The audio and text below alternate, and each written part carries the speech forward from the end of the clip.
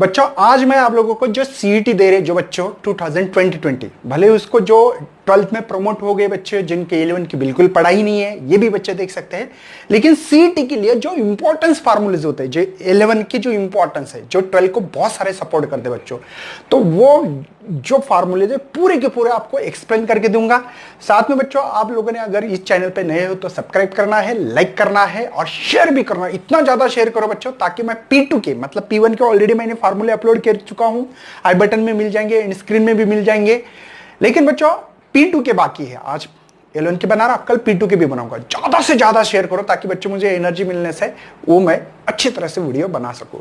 तो बच्चों हम लोग आज MHT CT आपको तो पता है कि जो इंपॉर्टेंस फार्मूले के लिए पहले ही चैप्टर से मेजरमेंट में तो सर बहुत सारे फार्मूले आपने तो बहुत कम दिए बच्चों। एक्चुअल में वो जो फार्मूलेज है पूरे की पूरे वो पूरे 11-12 के हैं, मतलब कुछ 11 के भी है और 12 की भी है। आपने देखा होगा कि विस्कोसिटी क्या होती है 11th में फार्मूला है ना, ये पूरे फार्मूले वहां पे होते हैं यूनिट एंड डायमेंशन निकालने के लिए। लेकिन बेसिकली हम लोगों को सवाल किसके ऊपर आता है मैक्सिमम, तो सबसे पहले बच्चों जो क्वांटिटी दी गई है हम लोगों को है ना, वो है मेजर द फिजिकल क्वांटिटी कैसे करते हैं। तो आपको पता है कोई भी फिजिकल जो क्वांटिटी बच्चों जो फिजिकल है ना जो क्वांटिटी मेजर, ठीक है, मेजर जो क्वांटिटी है वो NU मतलब एक नंबर और यूनिट होना बहुत जरूरी।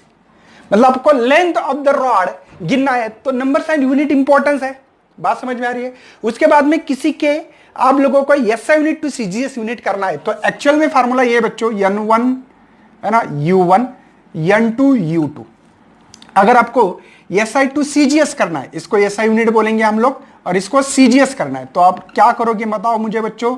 तो यहां पे हम लोग करेंगे N1 U1 बाई U2, समझे। तो N2 मतलब ये CGS में कन्वर्ट करने का फार्मूला है, तो इसको बोलते हैं L1। सफिक्स 1 मतलब SI यूनिट, सफिक्स 1 मतलब SI यूनिट, सफिक्स 2 मतलब CGS यूनिट लिखना है यहां पे, ठीक है। ये M1 M2 और यहां पे T1 T2 इनकी पावर, जैसे कि बच्चों यहां पे ABC पावर है, लेकिन हम लोगों को जैसे न्यूटन के डायमेंशंस पता है तो M1 L1 T-2 पता है ना, तो डायरेक्टली बच्चों यहां पे लेंथ SI यूनिट में किस में गिनते हैं, मीटर में, CGS में सेंटीमीटर में, इनकी पावर 1 है बच्चों। L की पावर यहां पे मास है, ठीक है। हम लोग M1 L1 T1 लिख सकते हैं, जैसे लिखना लिख लो कोई प्रॉब्लम नहीं। यहां पे केजी में, यहां पे ग्राम में, यहां पे पावर 1 है, टाइम सेकंड में, इसका भी सेकंड -2। तो बच्चों यहां पे कन्वर्ट किया तो 10 प्लस 2 होगा। ये सेंटीमीटर कैंसिल होने वाला, पावर 1 है। यहां पे 10⁻³ ग्राम को ग्राम से कैंसिल करना, अरे सेकंड कैंसिल हुआ था, तो पावर के साथ मल्टीप्लिकेशन करके 5 डाइन मिला है। मतलब 1 newton is equal to 10⁻5 dyne कैसे कन्वर्ट करते हैं, ये आपको एक सिंपल सा एग्जांपल बता रहा हूं। इसके बाद में बच्चों आपको एक्सप्लेन नहीं करूंगा मैं ज्यादा, क्योंकि पता है हम लोगों को पूरा यहां पे सॉल्व करके देना है तो पॉसिबल नहीं होगा। उसके बाद में बच्चों हमारे पास जो फार्मूला लिखा है वो एवरेज वैल्यू या मीन वैल्यू बोलते हैं। टोटल करना है, टोटल कितने नंबर है 10 है तो डिवाइड बाय 10 करना पड़ेगा। परसेंटेज एरर निकालने के लिए फार्मूला होता है, जैसे कि एक एग्जांपल पे बात कर रहा हूं बच्चों, x इज इक्वल टू मेरे पास है a की पावर 3 b की हाफ है ना और c की 2। तो कैसे करोगे बच्चों, इसका सिंपल, इसका power del a by a. Del a का मतलब क्या है, जो स्मॉलेस्ट वैल्यू और ये ओरिजिनल वैल्यू, प्लस भले मल्टीप्लिकेशन हो डिवीजन हो कुछ भी हो बच्चों, दूसरी वैल्यू जब लोगे तब ऐड करना है, तो हाफ, ठीक है, डेल बी बाई बी। बात समझ में आ रही है। इसका पावर 2, पावर को नीचे उतारो और इसको लिखो डेल सी बाई सी। हो गया बच्चों, इसका परसेंटेज पता रहा आपको, तो वैल्यू जो भी समझो, इसका 1 है, इसका 2 ऐसे कुछ रखेंगे, इसका 1, इसका वैल्यू 2 और इसके हम लोग 3 रख रहे, तो 2 2 कैंसिल, तो 3 + 1 + 6, तो यहाँ पे 10%। कैसे आ रहा है, समझ में आ रहा है। ये नीट JEE लेवल पे क्वेश्चन आता है बच्चों, इसलिए मैंने आपको यहाँ पे थोड़ा फास्ट लूंगा बच्चों, लेकिन आपको पता होना चाहिए हर किसी कहानी, ठीक है। ये एब्सोल्यूट एरर क्या होता है, एवरेज वैल्यू माइनस क्या है, मेजर्ड वैल्यू। एवरेज वैल्यू जो भी होगी उसमें से मेजर्ड वैल्यू सब्ट्रैक्ट करना है। अगर आपको यहां पे बाद में बच्चों जो फार्मूला दिया गया है वो एब्सोल्यूट मीन एब्सोल्यूट एरर दिया हो, तो ये भी एब्सोल्यूट एरर ठीक है, डिवाइड बाय एन करो। रिलेटिव एरर करना है तो इसका और इसका मीन का रेशियो करो। रिलेटिव करना है तो बच्चों 100 मल्टीप्लाई करो, बस रिलेटिव एरर है ना, परसेंटेज एरर मिल गया। रिलेटिव एरर का परसेंटेज एरर, ये फार्मूला। अब बाकी जो चीजें है बच्चों, जैसे कि आपको पता होना चाहिए वर्क क्या होता है, फोर्स इनटू डिस्प्लेसमेंट, ये जो दी वाला है ना। पावर क्या होता है, वर्क अपॉन टाइम, वर्क का यूनिट जूल है, टाइम का सेकंड है, तो जूल के डायमेंशन याद होना चाहिए, डिवाइड बाय T1।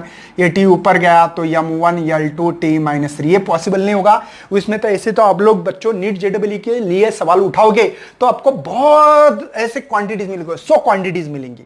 तो 100 क्वांटिटी का यूनिट और डायमेंशन निकालना पॉसिबल नहीं। जैसे कि F is equal to G M1 M2 divide by R square, तो G is equal to FR square M1 M2, तो इसका यूनिट बनता है newton metre square, mass multiply mass, है ना। तो न्यूटन के डायमेंशन होते हैं M1 L1 T-2, लेंथ क्या मीटर स्क्वायर, और ये मास है इसलिए।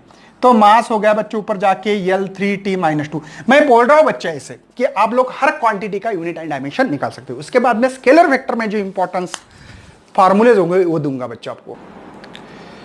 नेक्स्ट बच्चों अपने स्केलर और वेक्टर चैप्टर के जो इंपॉर्टेंस फार्मूले स्केलर एंड वेक्टर के, अब इसमें मैंने इंपॉर्टेंट फार्मूलेज लिखे बस, इसके बाद में आपको बनाना आना चाहिए बच्चों। अगर दो वेक्टर का रिजल्ट निकालना है तो आपके पास फार्मूला है बच्चों, root of p square plus q square plus twice p q cos theta. ठीक है, अगर डायरेक्शन निकालना है, मतलब एक वेक्टर ऐसा हो, ये ऐसा हो, तो इसका रिजल्टेंट कुछ ऐसा होगा, तो इसका डायरेक्शन कितना होगा, तो ये डायरेक्शन हम लोग निकाल सकते हैं यहां से बच्चों। मतलब क्या, tan inverse q sin theta divide by p plus q cos theta. मतलब किसी का डायरेक्शन निकालना, इस वेक्टर का डायरेक्शन, रिजल्टेंट डायरेक्शन जो भी है, हम लोग इसका डायरेक्शन निकाल सकते हैं इस वेक्टर के इसमें। ठीक है, कम्यूटेटिव लॉ बच्चों क्या होता है, p प्लस q रहा तो q प्लस p, ये वेक्टर एडिशन में डॉट प्रोडक्ट p है ना, क्रॉस p डॉट q रहा तो q डॉट लिख सकते हैं। Magnitude of resolution of vector, result नहीं, रिजोल्यूशन बच्चों, रिजोल्व स्प्लिट होना, किसी वेक्टर का स्प्लिट होना। तो जैसे कि x y z रहा, दो रहे तो भी लिखते हैं, कभी कभी ऐसे भी लिखते हैं, हम लोग लिखते हैं, पता होगा r(x) स्क्वायर और r(y) स्क्वायर, है ना। मैग्नीट्यूड निकाल सकते हैं हम लोग। Angle of inclination of resultant with positive direction of x axis रहा, कौन सा, पॉजिटिव, तो tan inverse ry by rz है। स्केलर प्रोडक्ट क्या होता है बच्चा, डॉट प्रोडक्ट रहा p डॉट q, तो यहां पे p q cos थीटा। अब इसके आप लोग कैरेक्टरिस्टिक्स के ऊपर भी डिस्कशन करना चाहते हो तो कर सकते हैं, कोई दिक्कत नहीं है बच्चों।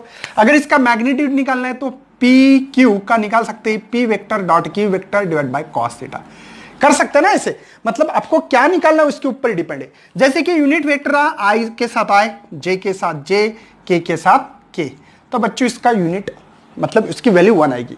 मतलब यूनिट वेक्टर डॉट प्रोडक्ट में इससे मल्टीप्लाई रहा तो किसमें, स्केलर प्रोडक्ट में, डॉट प्रोडक्ट या स्केलर प्रोडक्ट में अगर इटसेल्फ कोई वेक्टर रहा तो उसकी वैल्यू बच्चों 1 आती है, लेकिन परपेंडिकुलर रहा तो 0।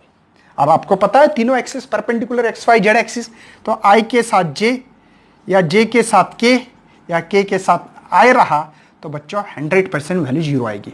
क्यों आएगी, सिंपल सी बात है। जैसे कि बच्चों एक p वेक्टर है और ये q वेक्टर, देखो ये p है और ये q है, तो आपको p डॉट q रहा तो p q cos theta, theta कितना बच्चों 90, परपेंडिकुलर 90, cos 90 0, तो इसलिए 0, तो इसलिए i j के साथ किसी के साथ भी रहा तो आंसर 0 होता है। रेक्टेंगल कंपोनेंट पता है बच्चों, रेक्टेंगल कंपोनेंट, तो इसका प्रोडक्ट जो मिलता है dot product p dot q, तो इसका मिलता है px qx py qy pz qz। बात समझ में आ रही बच्चों, ये होगा हमारा स्केलर के बारे में। तो बाकी की कैरेक्टरिस्टिक्स आपको देखना है, बहुत सारे कैरेक्टर, परपेंडिकुलर रहा तो ये रहा तो वो रहा तो बहुत सारे हैं, देख लेना। वेक्टर प्रोडक्ट में बच्चों ध्यान रखना है, p क्रॉस q रहा तो हम p q साइन थीटा लिख सकते हैं। ठीक है, उसके बाद में बच्चों अगर इसका i के साथ i क्रॉस प्रोडक्ट, अगर j के साथ j रहा और k के साथ k रहा बच्चों तो आंसर 0 होता है। क्यों, क्योंकि थीटा यहाँ पे इट सेल्फ के साथ zero, cos sine zero zero होता है इसलिए, ठीक है। लेकिन बच्चों हमने अगर ऐसे लिए ये एक्सिस एक्स वाई जेड या आई जे के, बच्चों अगर हम लोग एंटी क्लॉकवाइज जाए, आई के साथ जे रहा तो के आता है, जे के साथ के रहा तो आई आता है, के साथ आई रहा तो क्या आता है बच्चों, जे, ये आता है आंसर। लेकिन इसका उल्टा लिखा बच्चों आपने ऐसे, जे के साथ आए तो माइनस के, बात समझ में आ रही है, ओके। उसके बाद में के साथ जे तो माइनस आई आएगा, और यहां पे आई के साथ अगर के रहा, ये जे क्या, के साथ आई इज इक्वल टू जे, हाँ तो ये माइनस जे। क्यों बच्चों, देखो अगर आप लोग क्लॉकवाइज एंटी क्लॉकवाइज जाए तो सभी पॉजिटिव साइंस आएंगे, अगर क्लॉकवाइज मतलब ऐसे आते ही क्लॉकवाइज तो निगेटिव साइंस आएंगे। बस ये बात ध्यान में रखना और आगे बढ़ाना है हमारे इस टॉपिक को, ठीक है, कोई टेंशन है। उसके बाद में बच्चों मैंने कुछ लिख के रखा है, area of parallelogram cross product of the two vector represent adjacent side होना चाहिए। Area of the triangle 1/2 cross product of two adjacent side, ये आप लोग पढ़ लेना बच्चों।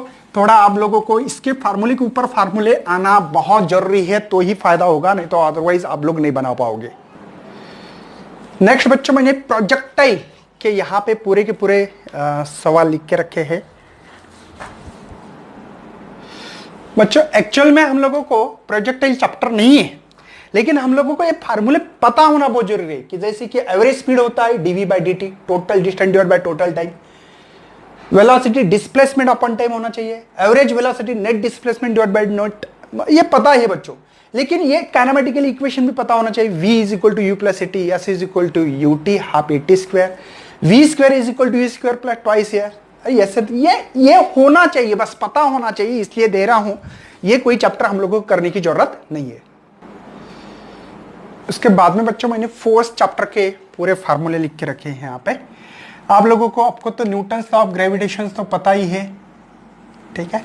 F is equal to G m1 m2 divide by r square, G की value याद होना चाहिए 6.67 इंटू 10⁻11 न्यूटन मीटर स्क्वायर पर KG square. Newton's law second, F is equal to m, impulse मतलब force into time.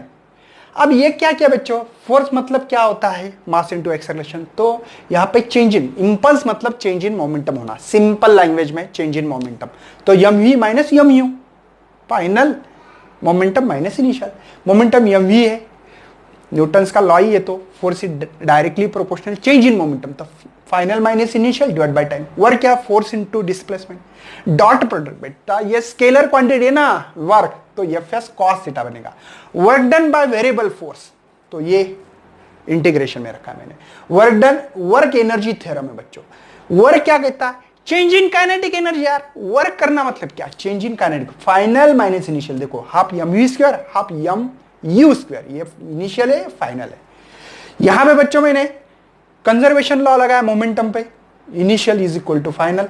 Recall velocity, बंदूक की गोली zoom बाहर जाती बच्चों, वैसे बंदूक पीछे आती, तो ये कैपिटल वी है, स्पीड ऑफ गन की, और ये speed small v speed of the गोली, बुलेट की, ठीक है।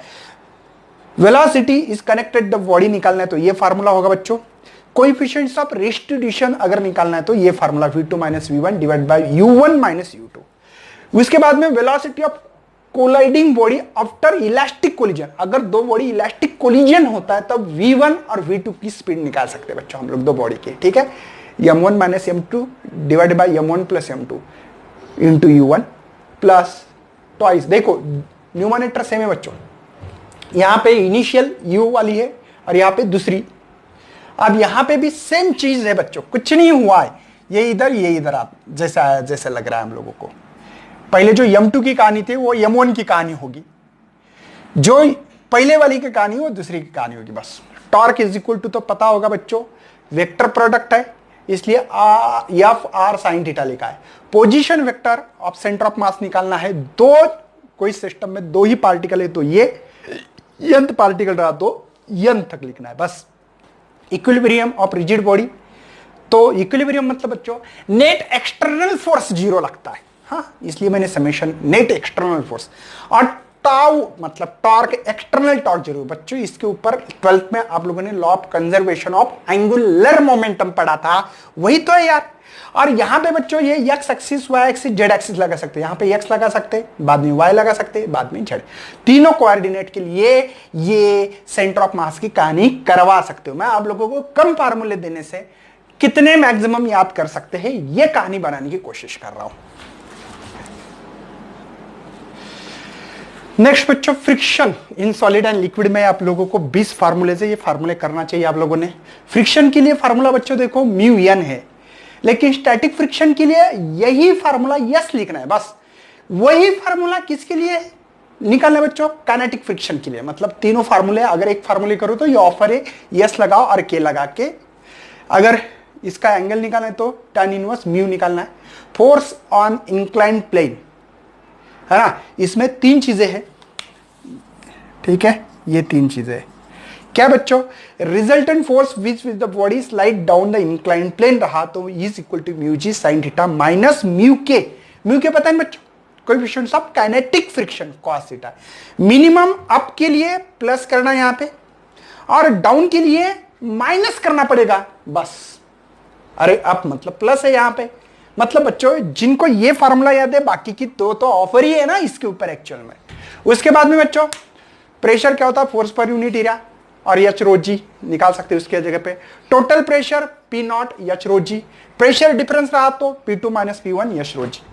यहां पे इक्वेशन ऑफ कंटिन्यूटी का equation A1 V1 is equal to A2 U2 AV। Velocity of gradient देखो बच्चों ये वर्ड लगाना है, ग्रेडियंट डिवाइड बाय x करना। इस टर्म को डिवाइडेड बाय x का मतलब होता है gradient, divided by distance, x मतलब डिस्टेंस बस। यहां पे विस्कस फोर्स है F is equal to eta A dV by dx, ये वेलोसिटी ग्रेडियंट है, ठीक है। कोएफिशिएंट्स ऑफ विस्कोसिटी बच्चों ये क्या फार्मूला याद करने की जरूरत है? नहीं बच्चों कुछ नहीं, ये यहां पे रखो, ये इधर जाने के बाद मल्टीप्लाई डिवाइड हो जाएंगे, मल्टीप्लाई वाले डिवाइड, डिवाइड वाले मल्टीप्लाई बस। अरे ये एक ही फार्मूला है, कुछ याद करने की जरूरत नहीं। स्टोक्स लॉ है 6 पाई ईटा आर वी।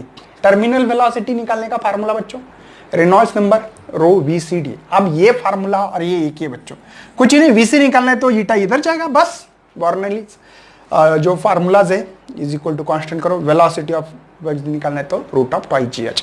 तो बच्चों इसके बाद में मतलब हम लोगों ने अभी आप लोगों को ओनली जो दे वाले हैं MHT CET के, एक्चुअली 4 चैप्टर के फार्मूले हैं, मैं 3 ही चैप्टर के मान के चलता हूं। तो चलो बच्चों आगे बढ़ते हैं। Thanks for watching this video and best luck for your CET exam.